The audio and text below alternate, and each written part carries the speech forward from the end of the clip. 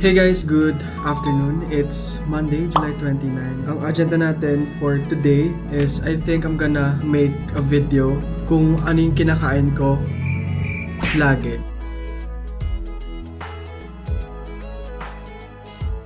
Maginit lang ako ng tubig kasi kailangan siya sa rice na gagawin natin. Hindi pala ako nag-rice ng ordinary.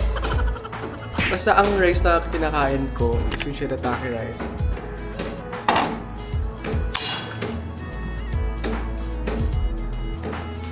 So this is what I'm going to eat for today. Gulay na may sayote and repolyo, tapos tatlong siomay. Eto, hindi ko alam talaga kung ano yung tawag dito. Basta alam ko ginawa na lang. Ginasa niya lang. Ginasa? Ginasa niya lang.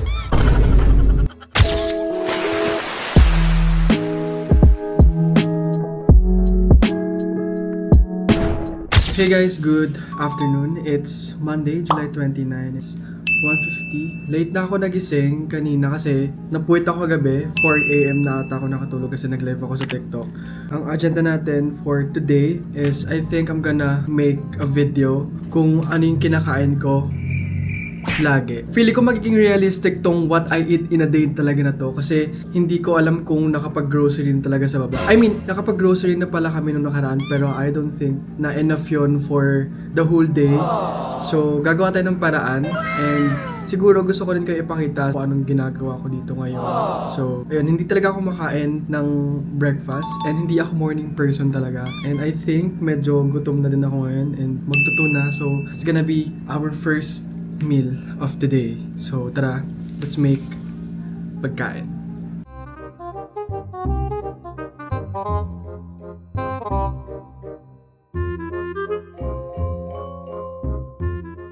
Ang ulam for today ay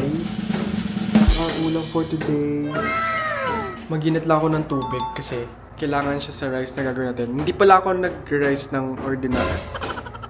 Basta ang rice na kinakain ko is yung shirataki rice. Sobrang dali lang talagang gawin na itong rice ito. As in, sobrang dali. 10 minutes or 15 minutes, luto na yung kanin. Tapos may kanin. Tapos usually, ang ginagawa ko sa kanin ko, ano lang siya, super half lang, dito lang. Yan lang yung kanin ko talaga. Yan. Tapos, yung sa tubig naman din, 1:1. Kung ano yung ratio ng kanin, ganun din yung ratio ng tubig.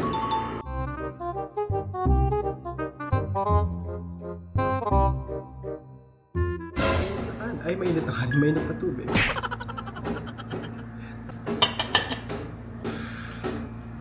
We wait for 15 minutes. So, while waiting na maluto yung kanin ko, mag-upload muna ako ng vlog ko for today. Dina-download ko lang siya ngayon. And by the time na ma-upload ko tong vlog na to, napanood nyo na yun. Sigurado.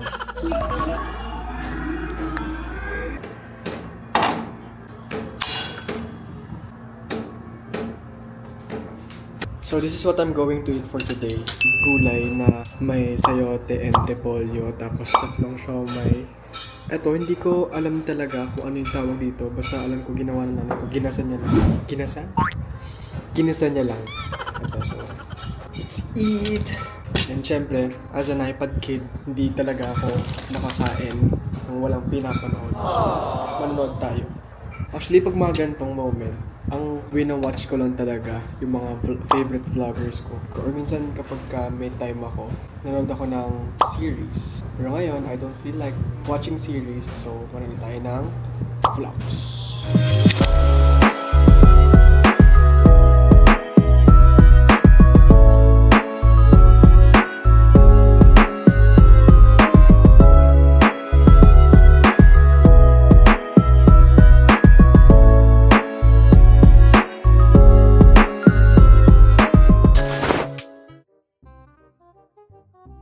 Hi guys, update lang. It's 4:40. I'm thinking na gumawa ako ng coffee since usually nagko-coffee talaga ako mga ganitong oras. Pinaka-late ko na nagko-coffee ako around mga 6 PM and that's not healthy. Oh, kailan pa ako naging nutritionist? Pero ayun, gagawa na ako ng coffee. So, yun na rin yung gagawin kong merienda. Kasi di talaga ako nakain ng merienda, yung mga solid na depende din actually sa mood. Pero ngayon, busog pa naman ako from kaninang brunch. So, let's make coffee.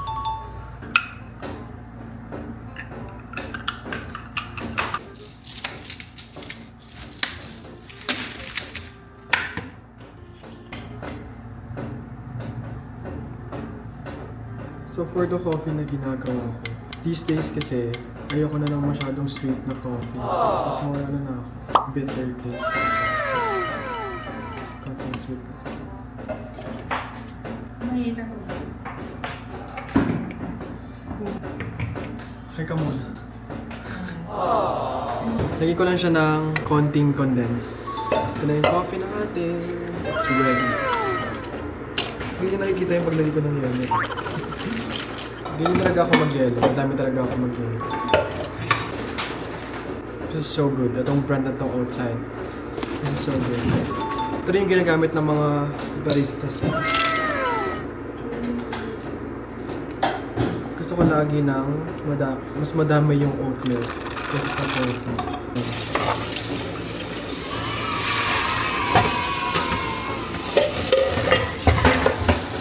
Pwede na akong manood ulit ng movie.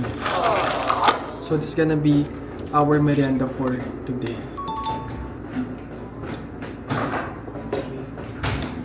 Birthday din pala lang kuya ko ngayon, pero hindi namin alam kung anong ihahanda natin.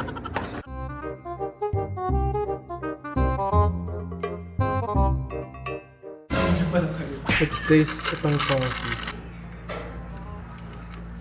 Ang sarap.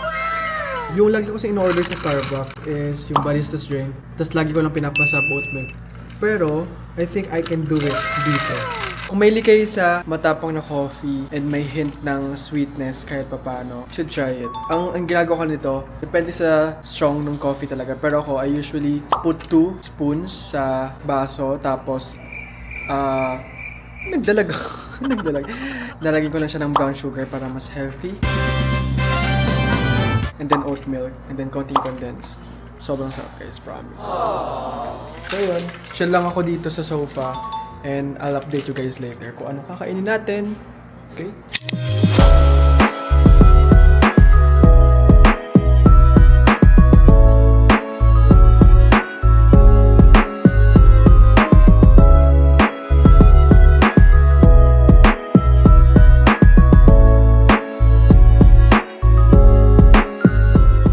Hey guys! So ayun, hindi ko na natuloy yung challenge ko or yung what I eat in a day ko. It's because nung isang araw, naging sobrang busy talaga ako. Hindi ko na na-film yung kinakain ko and hindi ko rin nadala yung camera ko. So sabi ko, hindi ako makapag-vlog. Ayoko naman parang masira yung quality ng vlog ko. So ngayon ko na itutuloy yung what I eat in a day ko. So, ang first meal of the day ko ay 4:05 PM. Kasi late na rin ako nakatulog kagabi kasi galing akong airport. May hinatid ako. So, ayun, nakauwi kami ng Bulacan around mga 5 AM na. So, nakatulog na din talaga ako right after ko makadating dito sa house. Kasi nagising ako ng super late and ayoko ng mga gantong times kasi wala na akong masyadong nagagawa. So, ang gagawin ko dito, right after kong kumain, punta kami ng bahay para maglinis. Kasi di ba nga, yung bahay namin nabaha. So, kailangan namin linisin yung bahay kasi nga, yung stain ng baha nandoon. So, what I'm having right now sa brunch ko is, ito, nagluto lang ako ng Shin Ramyun. Naging fave ko na to. Kaso, nawalan pa rin siya ng sabaw. Pero okay lang yan. So, ito, sorry, ang adobo ng aking kuya. Ito yung kakainin ko din ngayon. So, ito, I have shirataki rice here. And also, I have nori pala. Let's eat, everyone!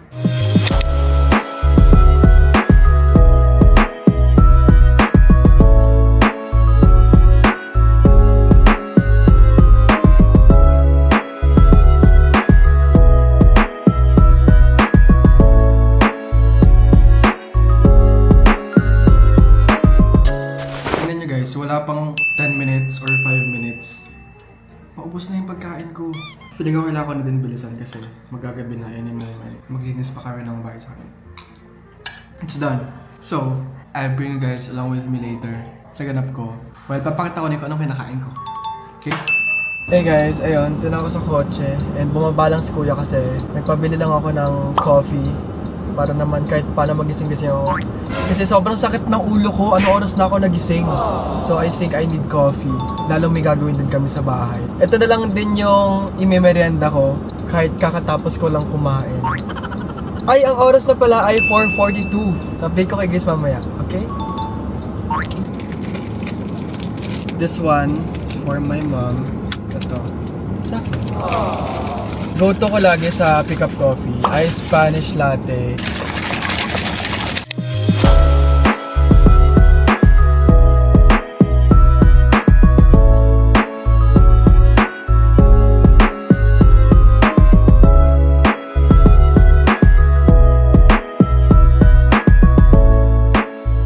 Hey guys, it's 8:14 p.m. and I'm about to order chicken spaghetti. So, may chicken spag! Te, may chicken spag kayo, te! Ayun na. The long wait is over. Isang chicken spag. Spicy. Tsaka, coke float po. Ilang.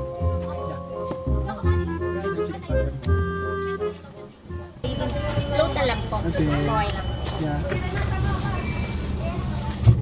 Agad na chicken spag! Chicken spag! Bida ang saya! We're just waiting for coke float. Thank you. Okay, now I go home because I'm so starving. Hi guys, kakauwi ko lang ng bahay and eto na yung chicken spag na sobrang daming pinagdaanan bago pa ako naka-order nito. So, this is what I'm going to eat ngayong dinner. Spaghetti tapos spicy na chicken. Lately na lang din talaga ako nilig sa mga spicy na chicken. Ay, bigyan ko kayo ng hack. Hack ba to? Hindi pala siya. Ang ginagawa ko lang kapag order ako ng chicken spag or spaghetti, mina-microwave ko lang tong spaghetti para mas mag-melt yung cheese. That's one thing I like about spaghetti talaga, na gusto ko na may melt yung cheese. So, while nag-ano tayo, kumakain ng dinner, magla-live tayo sa TikTok ngayon. Say naman kayo sa vlog ko. Hi kayo please. Hi.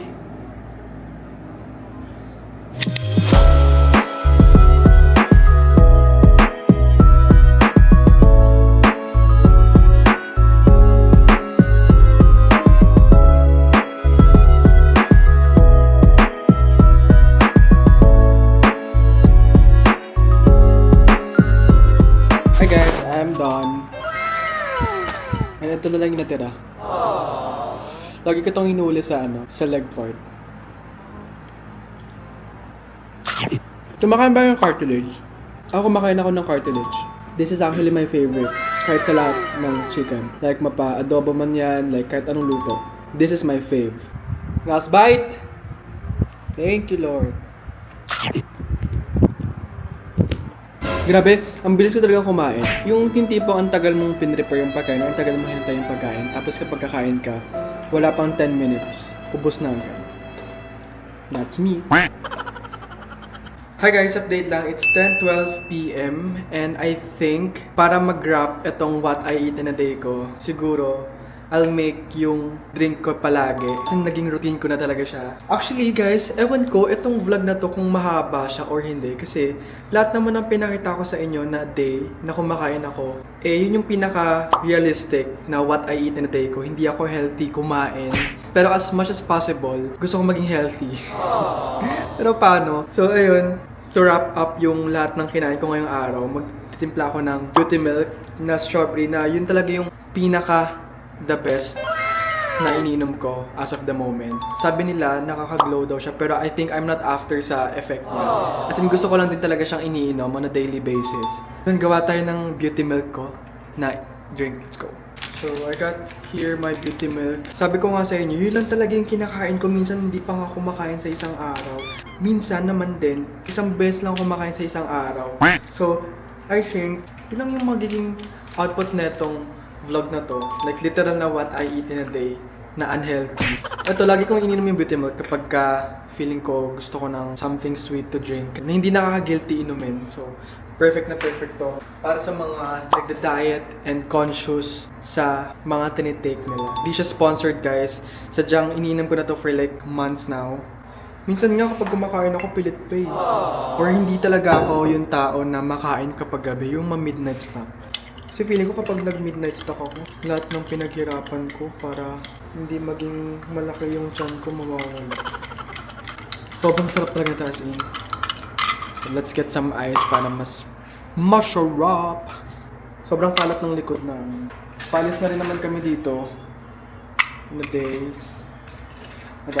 Palis naman na kami dito. Hinisin naman namin yung box. A lot of you guys are curious kung ano iniinom ko na pink sa live ko lagi. Ito lang talaga yun, as in, beauty milk lang talaga. No, actually, umiinom pala ako ng beauty milk. Matagal na, last year pa. Pero hindi ko lang siya natuloy. Actually, yung ano yun, yung melon ata yun. Yun yung iniinom ko last year. Nung tumigil ako. Tapos nung nag-start ulit ako, strawberry lang. Kasi sobrang sarap ng strawberry. This is the best yun. Tapos kapag ka medyo matamis, talaga ako too. So I think I'm gonna end the vlog here. Sana nagustuhan niyo yung vlog ko na what I eat in a day. Again, sabihin ko, hindi talaga ako makain na tao. As in, yung, kung ano nakita niyo sa vlog, sa mga clips, yun lang minsan yung kinakain ko kapag ka nagmamadali ako or kapag ka minsan nakita niyo sa vlog may cook na food, yun lang din yung kinakain ko. Tapos minsan once a day na lang kumakain. Hindi ko na alam kung bakit lately kasi sobrang nasira talaga yung appetite ko. So I think masaya kayo sa vlog na ginawa ko. And kung meron pa kayong suggestion, just comment below and I'll try to do it. So ayun. Thank you guys so much for watching and I'll see you guys on my next one. Bye-bye!